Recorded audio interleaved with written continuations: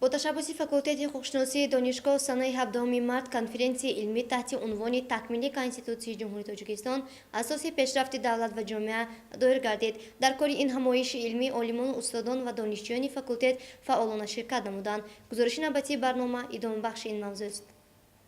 ректори донишгоҳ профессор ҷамшед ҷорабоев конференсияро ифтитоҳ бахшида роҷеъ ба зарурат ва аҳамияти сарнавистоси такмилёбӣ ва воридшавии тағйиру иловаҳо ба конститутсияи ҷумҳурии тоҷикистон, вобастагии рушди босубот ва пешрафти соҳаҳои хоҷагии халқ ба ин санади асосии мамлакат ҳарф зад.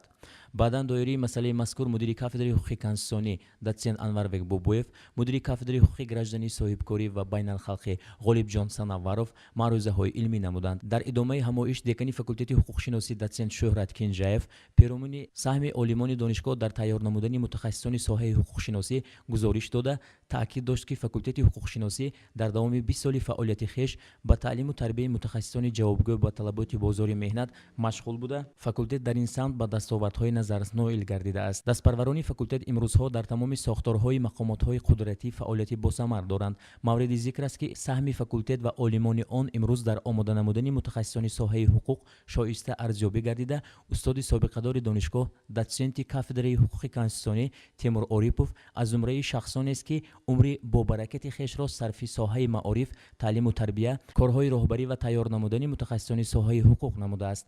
در پایان همایش ریاست دانشگاه و فاکولته استاد تیمور اوریپوف را با جشن 80 سالگی مولود تهنیت نموده با کارهای علمی و ایجادی عالم برارهای تازه آرزو نمودند. امروز در فاکولته حقوق شناسی پیشاپیش تجلیل ایدی نوروز اجام کنفرانسی علمی برگزار گردید که موضوع آن تکمیل کنستیتوسیه اساس پیشرفت دولت و جامعه به حساب می رود. در کنفرانسی علمی مذکور از طرف یکچند عالمان ساحه کنستیتوسیونالیست معروضه های علمی آورده شدند که این بیان نمودن نقطه نظر خود آید به وارد نمودن تغییرات علاوه به کنستیتوسیای جمهوری تاجیکستان به حساب می رود.